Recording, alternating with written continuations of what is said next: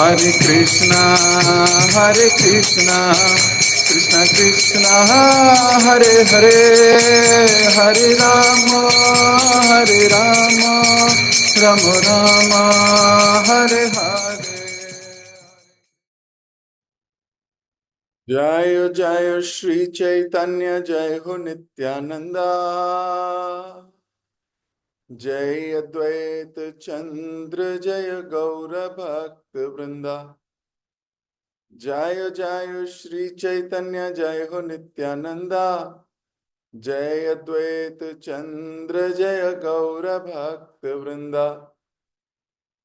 जय जय श्री चैतन्य, जय हो नित्यानंदा, जय अद्वैत चंद्र, जय गौर भक्त वृंदा।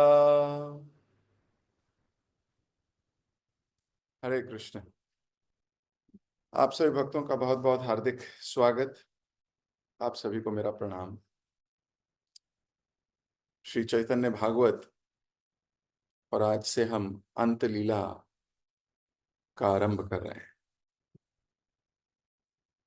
महाप्रभु कल संन्यास ले चुके। पूरा वातावरण शोक में है या उत्साह में है, इसका भान नहीं। हरिनाम की ध्वनि ने पूरे वातावरण को भर रखा है।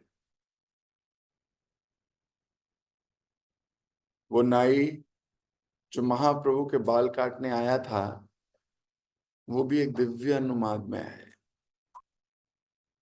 उसने कभी ऐसी एक्सटेसी फील नहीं की। उसने असंख्य लोगों के बाल काटे हैं, लेकिन ये भाव उसको कभी नहीं आए।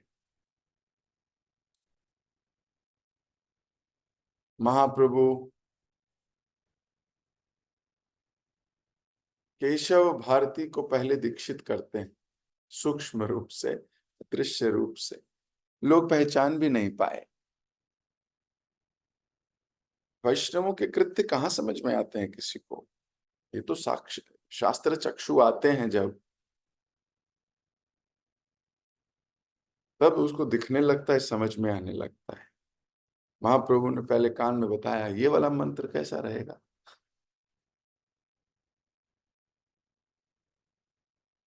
और केशव भारती ये नहीं कह रहे, गुरु मैं हूं, मैं बताऊंगा कौन सा मंत्र रहेगा। वो बहुत खुश हो गए। क्यों? क्योंकि वो मंत्र ही ऐसा है। और किससे मिल रहा है? भगवान से। वो एकदम प्रसन्न चित्त हो गए। बोले, ये इससे अच्छा मंत्र पूरे ब्रह्मांड में नहीं है कहीं। ये तो कमाल का मंत्र है।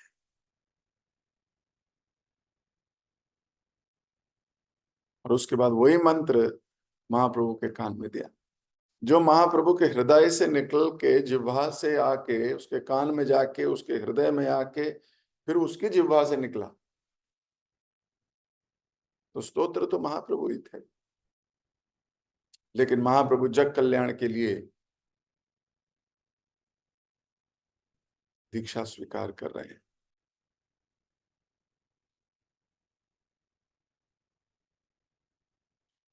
शिक्षा हुई थी ईश्वरपुरी से। आज सन्यास ले रहे हैं। वो बाल कट चुके, नाम मिल चुका। एक हाथ में त्रिदंड है और एक हाथ में कमंडलू, और ऐसे सोने के पर्वत के जैसे लग रहे हैं।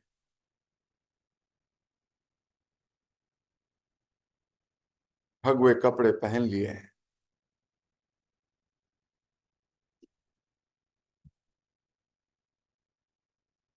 सन्यास दीक्षा के बाद महाप्रभु ने वे रात कटवा में ही बिताई।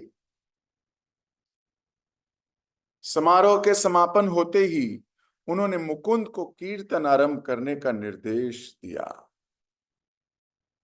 अब समारोह समाप्त हुआ। मुकुंद ने फिर कीर्तन आरंभ कर दिया। कल हमने पढ़ा था किस प्रकार जो क्लोज डिवोटीज हैं वो एक दूसरे की हृदय की बात समझ लेते हैं। वो हृदय की बात समझ के वही कार्य करते हैं जो स्वामी को संतुष्टि प्रदान करता है। भले वो मुख से कुछ ना कहे, और कभी कभी आज्ञा भी आती, निर्देश भी आते। तो इधर महाप्रभु ने मुकुंद को कहा, मुकुंद अब तुम कीर्तन करो, आदेश। तब वे उठे और उत्साह पूर्वक नृत्य करने लगे। महाप्रभु को घेर कर सब भक्त भी नृत्य कीर्तन करने लगे। नृत्य करते समय महाप्रभु की देह में दिव्य विकार प्रकट हो रहे थे। तभी वे हजारों सिंहों के समान वज्रकारी गर्जना करते हुए धरती पर गिर पड़े। छलांग लगाई और धड़ाम करके गिर गए। वह इतनी तेजी से नीचे गिरे कि देखने वालों के हृदय दहल गए। महाप्रभु का कमंडलू उनके हाथ से एक दिशा में, सन्यास का दंड दूसरे स्थान में जा पड़ा। होश नहीं।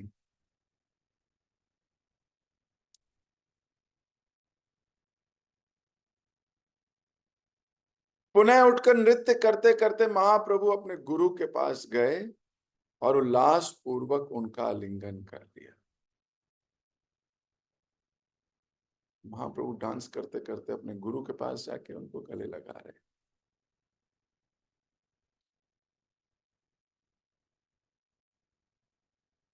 कितना बड़ा सौभाग्य है केशव भारती का, भगवान स्वयं उन्हें गले लगा रहे हैं। ये गले लगाना कोई नॉर्मल एक्टिविटी नहीं है। कई बार क्योंकि बचपन से लोगों को देखा है, भाई भाई मिलते हैं, दोस्त मिलते हैं, ऐसे गले लगाते हैं, औपचारिकता सी है। लेकिन ये गले लगाना कोई नॉर्मल एक्टिविटी नहीं है। जब वैष्णव एक दूसरे को गले लगाते हैं तो वो नॉर्मल एक्टिविटी नहीं है। हाँ, अगर हृदय नॉर्मल है तो नॉर्मल हो जाएगी, अदरवाइज ये बड़ी प्रेममयी एक्टिविटी है। प्रेम का प्रदर्शन होता, प्रेम किस सिम्टम में आता है। अब कई बार लोग करते हैं पर प्रेम नहीं है।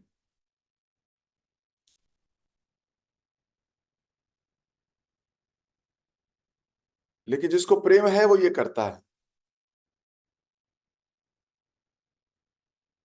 स्वाभाविक, स्वभाव से होगा ये। आपको कुछ कहना नहीं होगा।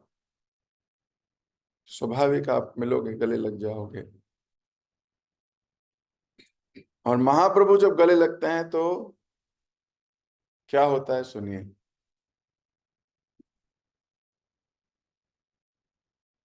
महाप्रभु की कृपा भरे आलिंगन से केशव भारती की देह में भगवत प्रेम प्रविष्ट हो गया और वे भी उन्मादित होकर नृत्य करने लगे।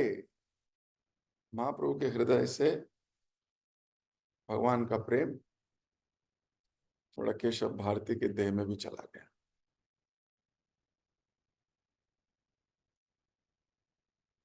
और वो क्या करने लगे, वो भी दिव्य उन्माद में आ गए और वो भी नृत्य करने लगे। बाहरी जगत से अनभिज्ञ नृत्य करते हुए केशव भारती को कोई भान नहीं रहा कि उनका कमंडलू और दंड कहाँ गिरा पड़ा है। सोचिए, एक सन्यासी जनरली अपने दंड को बड़ी रिस्पेक्ट से रखता है, रखना भी चाहिए। समस्त देवताओं का वास है उस डंडे में।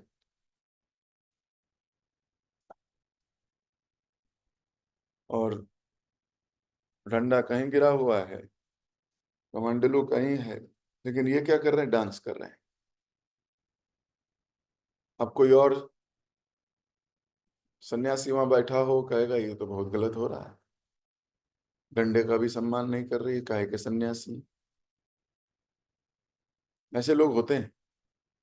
जो बिल्कुल लकीर के फकीर होते हैं, लकीर के फकीर। वैष्णव को तो ऐसा नहीं करना चाहिए, सन्यासी को तो ऐसा नहीं करना चाहिए, इसको तो ये नहीं करना चाहिए। अरे उसके मूड को जानिए।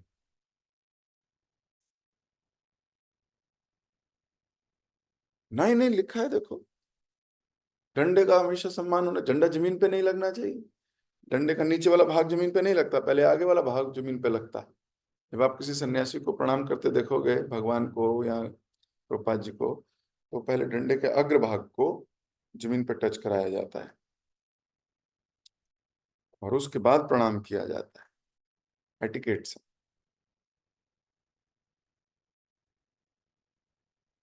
लेकिन इधर तो डंडा कहीं पड़ा है, डांस हो रहा है। भगवत प्रेम में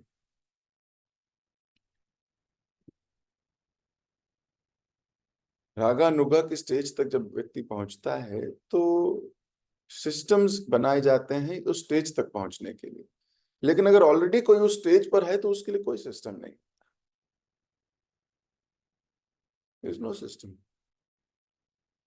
सिस्टम क्यों क्रिएट किया जाता है? सिस्टम क्रिएट किया जाता है कि किसी तरह कोई इस स्टेज तक पहुंचे।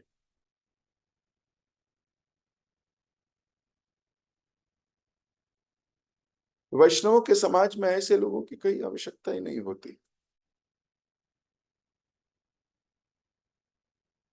वो बिल्कुल डंडा कहीं पड़ा है, कमंडलू कहीं पड़ा है, ये मस्त है और सब मस्त है उसके साथ।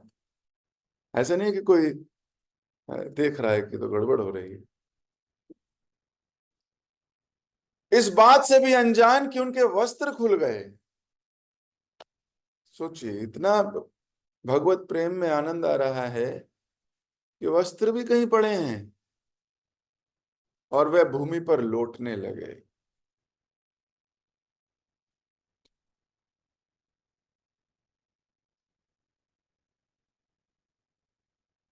कभी वस्त्र खुल जाए ऐसे, कभी धोती थोड़ी ढीली हो जाए, क्या करते? डांस करते करते धोती ढीली हो जाए, क्या करते हैं? तुरंत डांस से बाहर जाते हैं, स्टेज के पीछे या कहीं इधर उधर, चार भक्तों को बोलेंगे आगे खड़े हो जाओ भाई, धोती खुल गई, और तुरंत धोती ठीक करेंगे, नहीं तो शेम शेम हो जाएगी हैं?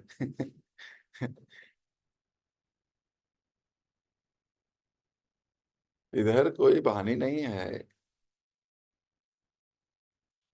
और भूमि पर लौट रहे हैं। आप उनकी दिव्य स्टेज को अनुमान लगा सकते हैं बस। हम केवल कल्पना कर सकते हैं, वो दृश्य को सोच सकते हैं, लेकिन उनके हृदय में क्या भावना चल रही होगी, वो लज्जा को कैसे त्याग कर आगे निकल गए, इसको अनुमान लगाया जा सकता है बस।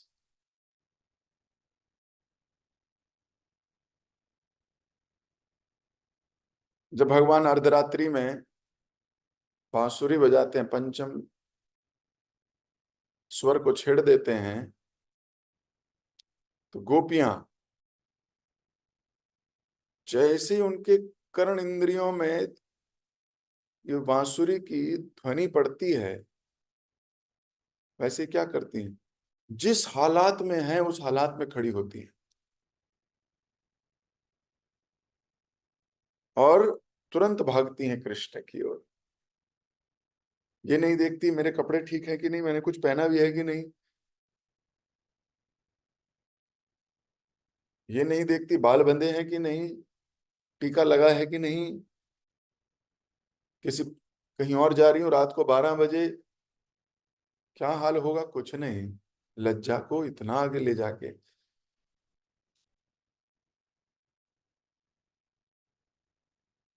आचार्यगण बताते हैं कि जब गोपियां रात को सोने जाती हैं, तो ये जो चोर हैं, कौन चोर? कृष्ण, पक्के चोर हैं।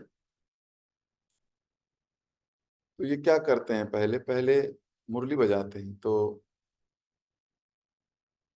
जैसे होता है ना वॉचमैन, वॉचमैन समझते हो, जो दरवाजे पे पहरा देता है ना, पहरेदार। तो हमारे आचार्यगण लिखते हैं कि गोपियों के कानों के पहरेदार हैं उनके झुमके। तो जब ये सोती हैं तो पहले पहरेदारों को उतारती हैं, उन्हें कोई पहरा नहीं चाहिए।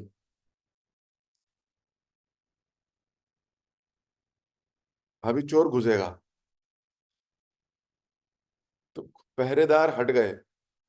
अब भगवान की बांसुरी की आवाज, जो कि एक चोर की पुकार है, वो घुसती है कान में। तो चोर की पुकार घुस गई। वॉचमैन है नहीं। वॉचमैन नहीं होगा तो क्या होगा? चोर घुसेगा, घुसेगा कि नहीं? अब चोर घुसा, और अगर चोर कुछ चोरी करके भागा है, तो हम क्या करते हैं? चोर के पीछे भागते हैं, सच्ची बात है। तो गोपियां भी वही कर रही हैं। जैसे आवाज घुसी, चोरी करके गई आवाज, ये भी पीछे भागती हैं चोर के। अब जब चोर के पीछे भागते हो तो देखते हो मेरे जूते बूते फिटफाट हैं कि नहीं, मेरी बेल्ट पहनी है कि नहीं, मैं सुंदर लग रहा हूं कि नहीं, शर्ट पहन लूं, टी शर्ट पहन लूं, ऐसा ऐसा सोचते हैं चोर के पीछे भागते हुए। नंगे पैर भागते हैं। जिस हालात में है उस हालात में भागते हैं चोर को पकड़ने के लिए। तो वो तो चोरों के उस्ताद हैं, चोर नंबर वन। उनको पकड़ने के लिए भागती हैं फिर गोपियां। और उस चोर को पकड़ने के लिए भागती हैं, कोई लज्जा वज्जा नहीं है उस वक्त। तो कृष्ण का प्रेम जिसको मिल जाता है, फिर उसको औपचारिकताएं, सिस्टम, ये सब चीजें बांध नहीं सकती। बांधती किसको है? जो भी उस स्टेज तक नहीं है, हम सब लोग, हमें बांधनी चाहिए। लेकिन जब हम बद्ध स्टेज में किसी अबद्ध व्यक्ति को देखते हैं, तो बद्ध की अबद्ध के साथ कंपैरिजन नहीं किया जा सकता। यहां मात खा जाते हैं, यहां अपराध हो जाते हैं। एक बद्ध जब एक अबद्ध के बारे में विचार करके दोष दृष्टि रखता है, तो वहां अपराध हो जाते हैं। और अब वैष्णव अपराध ऐसे हैं जो पीछा ही नहीं छोड़ते। वज्रलेप, पीछा नहीं छोड़ते। ऐसा नहीं कि एक बार अपराध हुआ तो एक बार सजा मिल गई, खत्म हो गया ना। आपने नतमस्तक होकर अगर क्षमा नहीं मांगी है हृदय से, तो अपराध बार बार चलते हैं। हमारे शास्त्रों में आता है, दक्ष ने शिव जी के प्रति अपराध किया पहले मनवंतर में, first day of Brahma ji में। उसके बाद फिर से पांचवें मनवंतर में वही दक्ष ने अपराध किया। उसके बाद सातवें मनवंतर में फिर वही दक्ष अपराध करता है। अगले जन्म में, उसके अगले जन्म, वो हर जन्म में अपराध कर रहा है। क्यों? क्योंकि एक अपराध हो गया।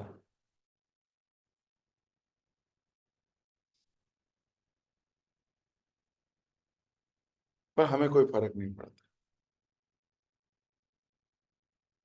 ये बद्ध स्टेज है। हमें कोई बहुत बड़ी बात नहीं, इसमें क्या बड़ी बात? ये कोई अपराध भी नहीं है, खुद ही है ना डिसाइड करते हैं। तो बद्ध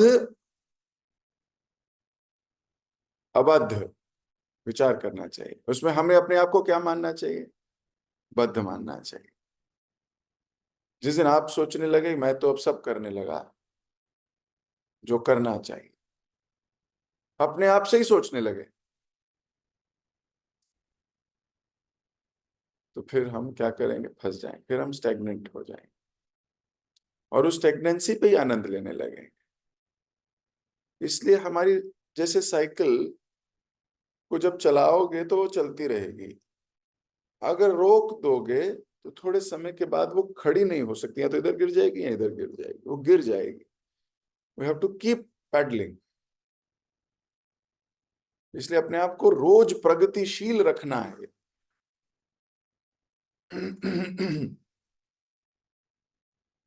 तो इधर वो एक सन्यासी हैं, लेकिन इस वक्त कृष्ण प्रेम, सन्यास क्यों लिया था? भिक्षा मांगने के लिए? जीवन निर्वाह करने के लिए? नहीं। संन्यास लिया था कृष्ण प्रेम के लिए।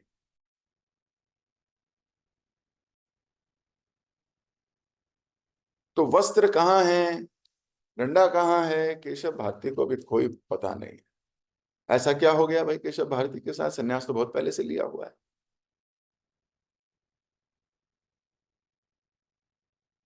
अभी सत्संग को स्वीकार किया है, संग स्वीकार किया है। संग में आना अलग बात है, संग को स्वीकार करना अलग बात है।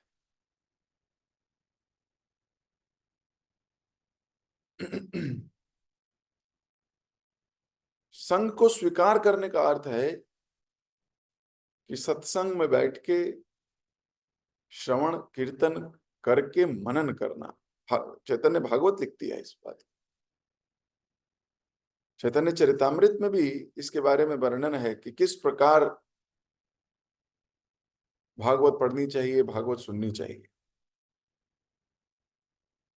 उसके बाद मनन करना चाहिए, मनन करके जो जूस निकला वो डिस्कस करना चाहिए, और फिर अपने जीवन में लागू करने का प्रयास करना चाहिए।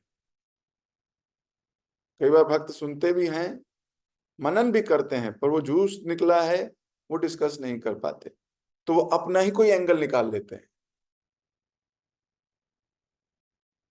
क्योंकि जिस परिस्थिति से गुजर रहे होते हैं उसी परिस्थिति का जूस मिलता है। विचार उसी तरीके के आते हैं।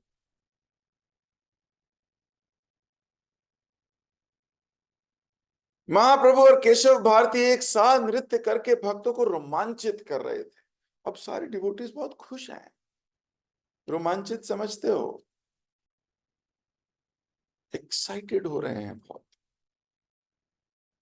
कोई डल हेडेड, डल बॉडी नहीं बैठी वहां, सारे भक्त बड़े रोमांचित हैं। और उन्हें देखकर भक्तगण भी उत्साहपूर्ण कीर्तन करने लगे। अब डांस कर रहे हैं दो महाजन, दो बड़े लोग, तो बाकी सब लोग क्या करें, कीर्तन कर रहे हैं और उनका उत्साहवर्धन हो रहा है। रात बीत गई, गुरु और शिष्य मिलकर नृत्य करते रहे पूरी रात।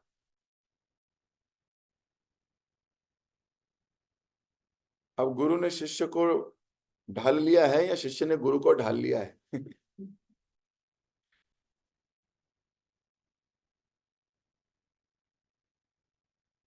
महाप्रभु पूरी रात कीर्तन पहले भी करते थे, आज भी कर रहे हैं। He is in different mood। और केशव भारती भी उनके साथ पूरी रात नृत्य करते रहे। पांव फटते ही महाप्रभु ने केशव भारती से प्रस्थान की अनुमति लेते हुए कहा, मैं अपने प्राणनाथ श्री कृष्ण को ढूंढने के लिए वन में प्रवेश करना चाहता हूं। शिष्य आज्ञा ले रहे हैं गुरु से कि अब मैं कृष्ण को ढूंढने जाना चाहता हूं। और देखिए गुरु क्या कह रहे हैं। केशव भारती ने कहा, मैं भी तुम्हारे साथ आकर कीर्तन रस का स्वादन करना चाहता हूं।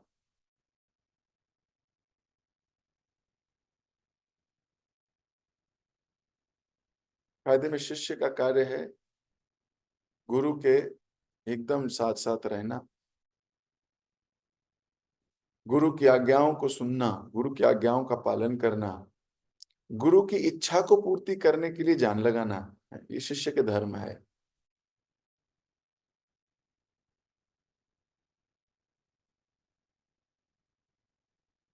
इधर हमारे भक्ति विनोद ठाकुर लिखते हैं, अमितो कंगाल कृष्ण कृष्ण बोली, धाई तब पाछे पाछे। एक शिष्य का क्या कॉन्शियसनेस होती है? शिष्य की कॉन्शियसनेस होती है, अमितो कंगाल है। हे गुरुदेव, वैष्णव ठाकुर किसको कहा गया? वैष्णव ठाकुर गुरुदेव को। दयाल सागर ए दास से करुणा करी, मेरे पे करुणा करो थोड़ी सी, मैं कंगाल हूं और आपके पास कृष्ण। और मैं क्या कर रहा हूं, आपके पीछे पीछे भाग रहा हूं। जहां आप वहीं मैं, जहां आप वहीं मैं। मेरी आंख सिर्फ आपको देखती है, आपकी आंख सबको देख सकती है, और आपकी आंख हो सकता है मुझे देखे भी नहीं। मैं आपकी आंख को कंट्रोल नहीं करता, लेकिन मैं अपनी आंख को कंट्रोल करता हूं। मेरी आंख आपके ऊपर है। धाई तब पाछे पाछे, कैसे जाओगे पीछे पीछे? बिना उन्हें देखे उनके पीछे जा सकते हो? नहीं जा सकते। तो हमें उन्हें देखते रहना है। हम उन्हें देखते रहेंगे तो वो जहां जाएंगे हम पीछे पीछे जाएंगे। हम ये नहीं कह सकते कि वो हमें देखते रहें, ये तो उनकी करुणा है अगर वो देखते रहें तो। लेकिन प्रभु जी, यहां तो लिखा है कि गुरु कह रहा है कि मैं तुम्हारे साथ जाऊंगा। गुरु कह रहा है धाई तब पाछे पाछे। तो वास्तव में गुरु नहीं कह रहा है, शिष्य कह रहा है। सबसे पहले दीक्षा किसने दी केशव भारती को? महाप्रभु ने दी है। महाप्रभु ने कान में मंत्र बोल के उसे अपना शिष्य कर लिया है। तो वास्तव में शिष्य ही कह रहा है, पर बाहरी जगत को कैसे बोले? क्योंकि बाहरी जगत के सामने तो गुरु है। लेकिन फिर भी कह रहा मैं तुम्हारे साथ साथ जाऊं। तो है तो शिष्य ही, शिष्य सही कॉन्शियसनेस में है। शिष्य कभी गुरु से नहीं पूछता। वो तो जो गुरु कर रहे हैं के पीछे पीछे जाने का प्रयास करता है, आज्ञा लेता है, मुझे क्या करना चाहिए, मुझे क्या करना चाहिए, मेरा इस वक्त क्या कॉन्शियसनेस होनी चाहिए, मुझे क्या करना चाहिए। ये एक अच्छे शिष्य की परिभाषा दे रहे हैं हम, जो भक्ति में सीरियस है। क्यों? क्योंकि उसको कृष्ण चाहिए। उसको कुछ और चाहिए तो फिर नहीं आएगा। उसको जितना मिलेगा उतना मिल तो गया, और क्या करना है, मिल गया। फिर जब जरूरत होगी तब आएगा। और जिसको कृष्ण चाहिए वो तो एक सेकंड भी नहीं रुकेगा। कृष्ण कृष्णा बोली, धाई तब पाछे पाछे। अच्छा, किसका कल्याण होगा? गुरु का। अरे मैं जा रहा हूं गुरु के पास, गुरु का कल्याण होगा, मेरे से अच्छा थोड़ी है। नहीं, शिष्य का कल्याण होता है। लेकिन कलयुग है, ऐसा पॉसिबिलिटीज बहुत रेयर होती। कोई विरला ऐसे भाव को अंगीकार करता है। लेकिन हमें प्रयासरत होना चाहिए। अच्छे से जप, अच्छे से भगवान की सेवा करने से हृदय शुद्ध होता है, तो शुद्ध विचार आते हैं। फिर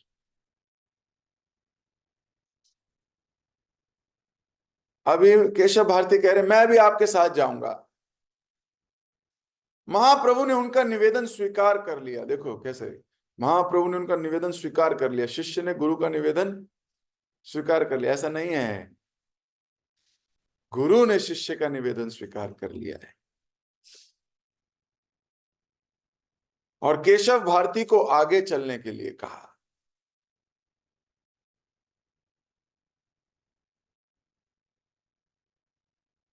जनरली जब हम चलते हैं तो वैष्णव एटिकेट है, senior should walk in front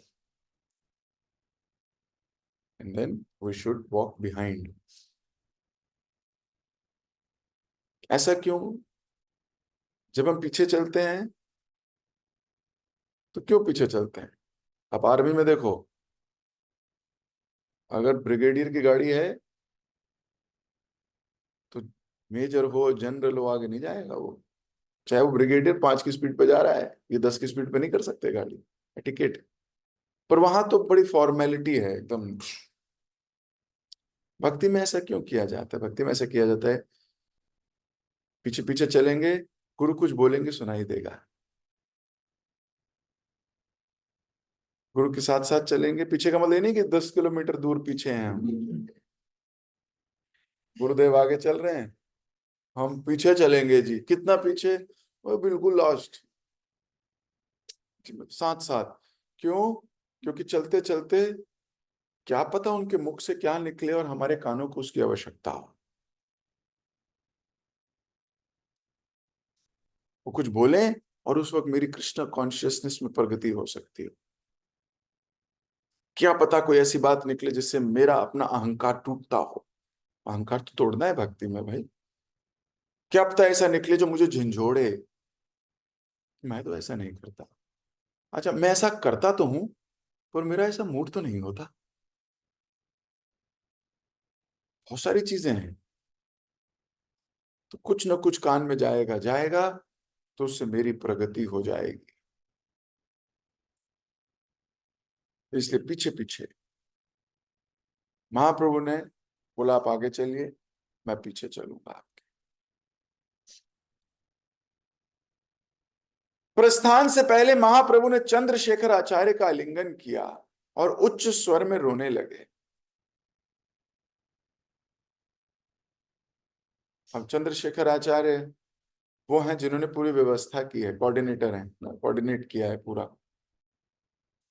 महाप्रभु ने उनको गले लगाया और रोने लगे। अब कोई सन्यासी क्यों रोएगा?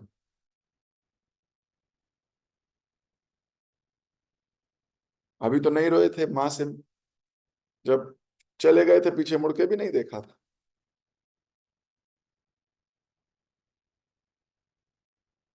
अभी उच्च स्वर में रो रहे हैं, ऐसा भी नहीं रो रहे कि अपनी रो रहे, है ना। जैसे आदमी कभी रोते हैं तो वो बड़े अंदर ही अंदर रोते हैं, वो एक्सप्रेस नहीं कर पाएंगे, वो बड़े अकेले में रोएंगे, लोग ना देख लें। अहंकार होता है, मेल ईगो है। मैं नहीं रो सकता, मैं इतना कमजोर नहीं हूं, वो ऐसा दर्शाता है वो इतना कमजोर नहीं है। उसका अहंकार है बहुत बड़ा। इधर महाप्रभु सन्यासी हो गए हैं लेकिन उच्च स्वर में रो रहे हैं, कोई अहंकार नहीं है। कई बार लोग अपनी प्रॉब्लम्स दूसरों को नहीं बताते। क्यों? मतलब मैं अपनी प्रॉब्लम सारी सॉल्व कर सकता हूँ, ये उनका भाव होता है। भले वो इसको कोई भी पजामा पहनाए,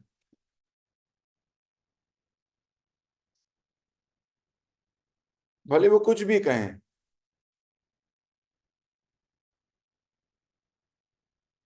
लेकिन अल्टीमेटली अंदर क्या है? अहंकार है कि I don't want to talk to anybody like, मैं सॉल्व कर सकता हूँ अपनी प्रॉब्लम को, मैं क्या, मैं कर सकता हूँ, हमें किसी की जरूरत नहीं है। ये भाव होता है। वो उसे प्रदर्शित ऐसे नहीं करता, उसे प्रदर्शित बड़े अलग तरीके से करेगा। नहीं, हमें तो कोई प्रॉब्लम ही नहीं है ना, ऐसा ऐसा होता है। लेकिन वो अहंकार उसको रोकता है। ये अहंकार का कोकून कई जन्मों के बाद टूटता है, कभी तो टूटेगा। जब टूटेगा उसकी भक्ति शुरू होगी। और फिर वो सोचता है कि मैंने यार इतने समय ऐसा क्यों नहीं किया, why did not I do this. और फिर वो स्वाद लेगा। हाँ। सो कई बार ये मेल ईगो, फीमेल ईगो भी होती है, ऐसा नहीं है कि केवल मेल की बात की जा रही है। मतलब ईगो है, ये फॉल्स ईगो है जो रोकती है अपनी हृदय की कोई बात करने से। मैं नहीं करूंगा अपने हृदय की बात, मैंने हम स्वयं सॉल्व करूंगा, I will solve it. Parikshit Maharaj भी ऐसा सोच सकते थे, अर्जुन भी ऐसा सोच सकते थे, गजेंद्र भी ऐसा सोच सकते थे, पृथु महाराज ऐसा सोच सकते थे। नहीं सोचा। ऐसा किसने सोचा? हिरण्यकश्यप ने सोचा, रावण ने सोचा। आप देखिए जितने भी करेक्टर आपको दिखेंगे, क्या वो सारे के सारे भक्त नहीं थे? सारे भक्त हैं। रावण जब करता है भाई, किसका करता है अलग बात है, लेकिन ज्ञानी है, पंडित है। अहंकार के आवरण को तोड़ नहीं पाया। रावण है हम, इंद्र भी हमारे नीचे बैठता है, काल मेरे जूते के नीचे बैठता है,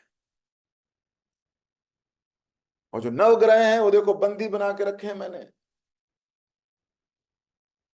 मैं पूछूंगा जाके। जब मरीच ने कहा कि आप भगवान राम से पूछिए, आपसे गलती हुई है, क्षमा मांग, मैं मांगूंगा जाके गलती का क्षमा, वो भी उससे, दर दर भटकते हुए वनवासी से, जो अपनी बीवी को भी नहीं बचा पा रहा। उसमें योग्यता क्या है, उससे जाके माफी मांगू? ऐसा भाव आता है, कोई ना कोई एक्सक्यूज दे लेता है वो।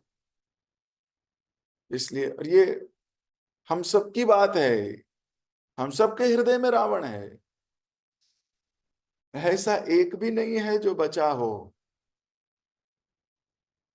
मेरे में तो है, आप सबकी तो मैं क्या ही कहूं। हम सबके हृदय में कोई ना कोई हिरण्याक्ष, कोई ना कोई दैत्य, कोई ना कोई दानव बैठा है। हमें उसे जीतना है। प्रभुपाद जी कहते थे, good dog and bad dog सबके हृदय में है। अब हम किसको खुराक दे रहे हैं, किसको बड़ा कर रहे हैं? एक वो जो बड़ा विनम्र है, जो क्षमा मांगता है, उसको, या उसको जो कहता है कि I will solve my problem, I will do this, I know what is to be done, मुझे पता है मुझे क्या करना है। ऐसा वो पिछले करोड़ों जन्मों से कह रहा है।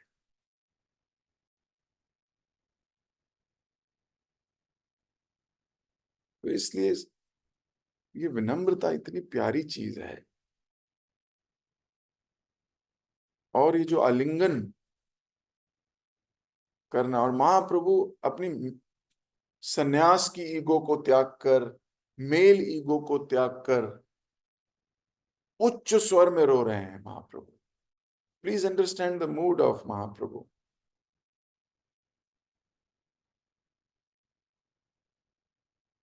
और समस्त वैष्णवों के बीच में रो रहे हैं। ऐसा भी नहीं है कि बोल रहे हैं कि अकेले में आओ थोड़ा रोना है, नहीं। वैष्णव बहुत ओपन होते हैं, बहुत ओपन, खुली किताब है, सबको पता है, छुपाने वाली क्या बात है।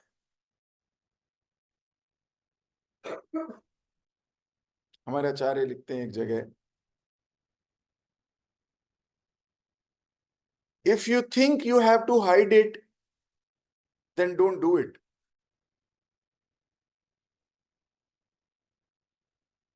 If you think that you have to hide it, then don't do it.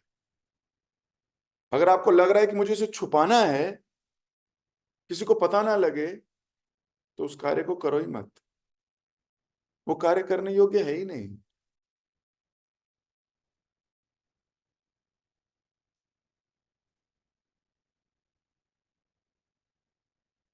खुले में रो रहे हैं।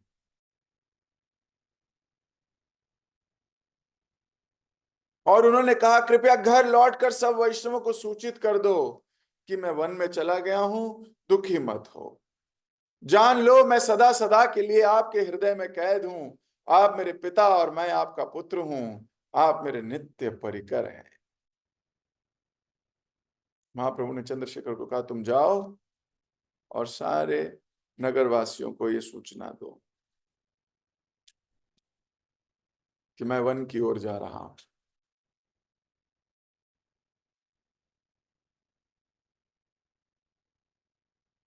तो समय हो गया है, आज हम अपनी वाणी को यहीं तक विराम देंगे। आगे चर्चा करेंगे। महाप्रभु हमें बहुत कुछ सिखाना चाहते हैं। हम सीखना चाहते हैं कि नहीं, ये तो हमारे ऊपर है। तोड़ दीजिए हृदय की जंजीरों को, तोड़ दीजिए अपनी स्ट्रॉन्ग जो आपने भावनाएं करी हुई हैं इधर उधर नेगेटिविटी में, तोड़ दीजिए खुल के।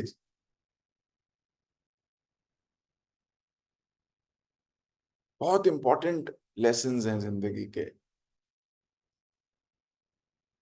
सुनिए, अपने जीवन से रिलेट कीजिए, मनन कीजिए, डिस्कस कीजिए, इम्प्लीमेंट कीजिए।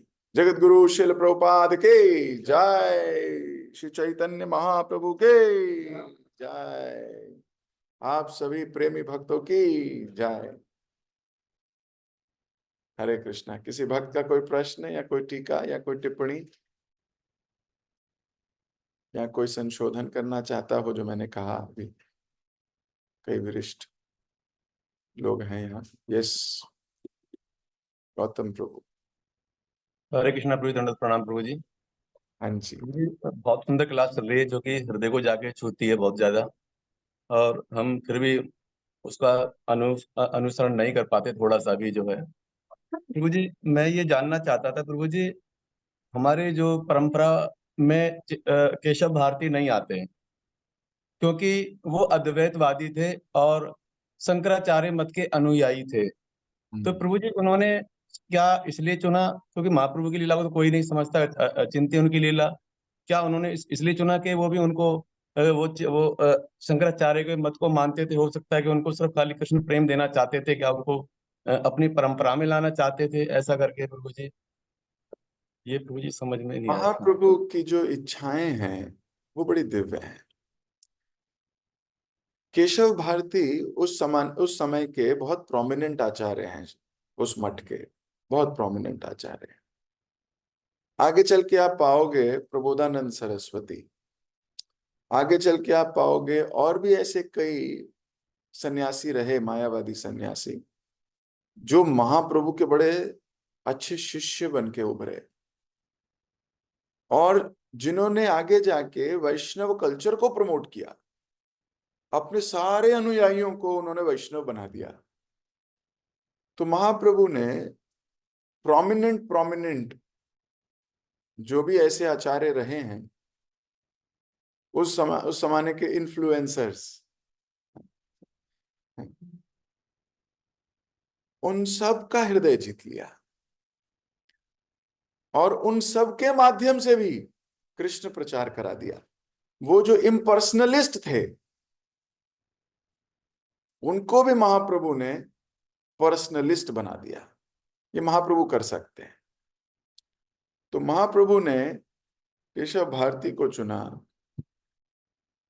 और केशव भारती को वैष्णविज्म का टेस्ट दिया। और केशव भारती के फिर जितने अनुयायी हुए आगे, वो सब वैष्णव बने। आगे जाके प्रबोधानंद सरस्वती भी बनारस जाएंगे, देखना वहां क्या होगा। तो ऐसे जगह जगह जाके महाप्रभु ने वैष्णव कल्चर को प्रमोट किया। ठीक है। हरे कृष्ण। पद्मनाभ प्रभु।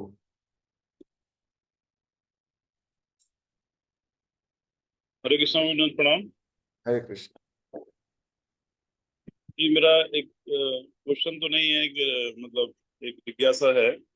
जैसे आपने बताया कि जो पहले राक्षस थे, रावण था, हिरण्यकशिपु था, इनको एटलीस्ट ये था, ये लोग जो है, इनको ये था कि जप करके और ब्रह्मा जी को, शिव जी को प्रसन्न करके आशीर्वाद मांगते थे वो, नेचर पे कंट्रोल करने के लिए। लेकिन आज के साइंटिस्ट को क्या बोलेंगे जो भगवान को नहीं मानते हैं, उनका एग्जिस्टेंस नहीं मानते हैं और तब भी नेचर पे कंट्रोल करना चाह रहे हैं, उनको क्या बोलेंगे प्रभु जी? बहुत सुंदर। ये बात सच है कि जो हिरण्यकश्यप, रावण इत्यादि थे, वो एटलीस्ट ये तो मानते थे कि कोई एचओडी है।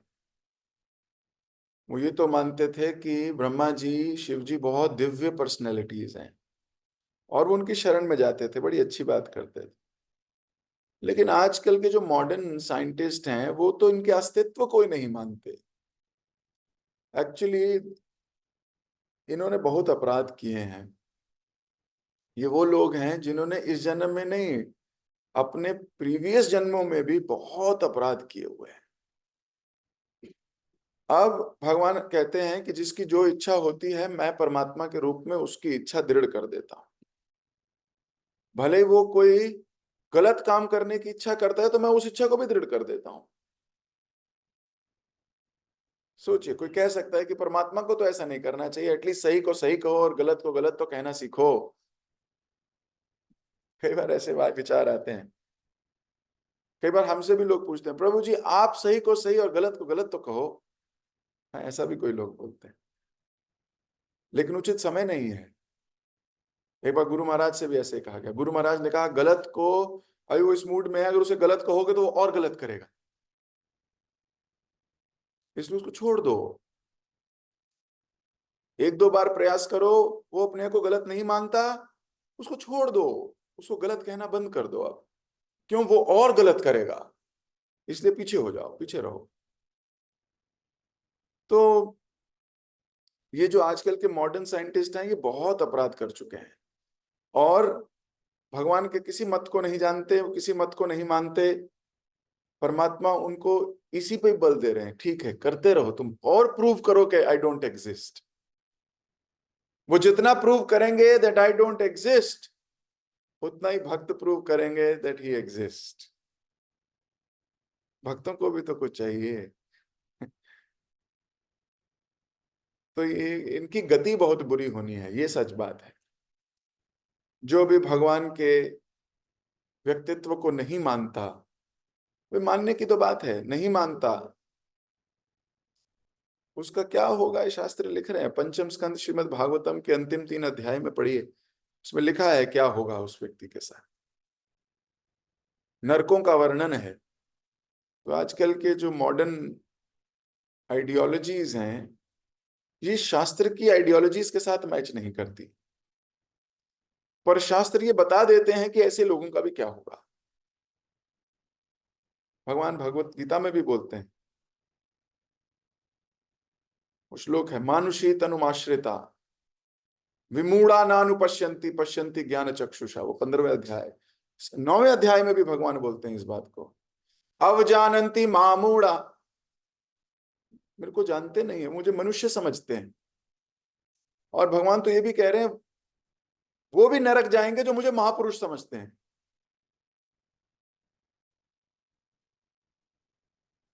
वो भी नरक जाएंगे जो मुझे सोचते हैं कि मैं महापुरुष हूं। मैं महापुरुष थोड़ी, मैं तो दिव्य हूं। इस संसार में लोग मांस मच्छी खाने वाले को भी महापुरुष बोल देते हैं। हाँ, महापुरुष है। और वहीं कृष्ण को भी कहते हैं महापुरुष है। भगवान महापुरुष नहीं है, भगवान बहुत आगे है। तो लोग भगवान की दिव्यता को समझ नहीं पाएंगे, ऐसा लिखा है। और भगवान ने 2 श्लोक 9वें अध्याय भगवत गीता में केवल इन्हीं लोगों के लिए दिए कि ऐसे लोगों का क्या होगा जो मुझे सोचते हैं मैं नॉर्मल व्यक्ति हूं, एक पुरुष हूं, क्योंकि मैं कार्य तो पुरुष वाले ही करता हूं। तो ऐसे वो भ्रमित हो जाते हैं। जैसे मान लीजिए भगवान भी खाते हैं, हम भी खाते हैं, तो हम बोल रहे दोनों खाते हैं, तो दोनों में डिफरेंस क्या है? और हम अपने को उनसे कंपेयर करने लगते हैं, तो यहां फंस जाते हैं, यहां गिरते हैं। तो भगवान बता रहे हैं कि उनका क्या होगा, भागवतम में भी बता रहे हैं। भागवतम में तो एग्जाम्पल देके बता रहे हैं, भगवत गीता में तो बस बता दिया, क्यों जानन्ति मां मूढ़ा मानुषी तनुमाश्रिता, तो मुझे जानते नहीं है, मम मूढ़ महेश्वरा, तो वो जानते नहीं है उनका क्या होगा। फिर भागवतम में बोला मैं बताता हूं एग्जाम्पल के साथ उनका क्या होगा। तो जो भगवत गीता है वो थ्योरी है, भागवतम प्रैक्टिकल है, चैतन्य चरितामृत डेमो है।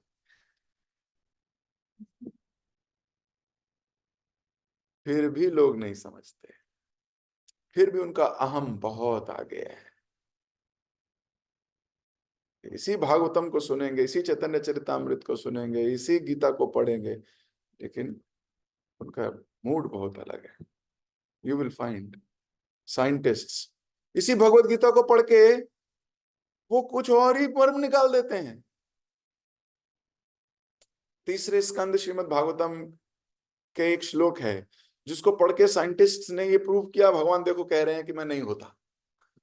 प्रभुपाद जी भगवत गीता में 9वें अध्याय में उसका परपट दिख के बताते हैं कि देखो साइंटिस्ट क्या सोचते हैं और देखो कितनी मूर्खता करते हैं। आप पढ़िए वो 9th चैप्टर में 4 पेज का परपट दिया प्रभुपाद जी ने एक श्लोक के ऊपर। 4 पेज का परपट है, उसमें बहुत डिटेल में प्रभुपाद जी एक्सप्लेन कर रहे हैं। मुझे श्लोक संख्या याद नहीं है, लेकिन आप पढ़ेंगे, बहुत बहुत पॉपुलर श्लोक है, एकदम से मेरे को स्मरण नहीं आ रहा, लेकिन 9th चैप्टर में है। ठीक है, हरे कृष्ण। लास्ट क्वेश्चन स्वाति माता जी का।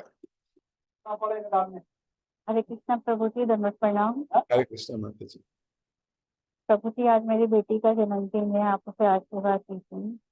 जय जय जय हरि बोल।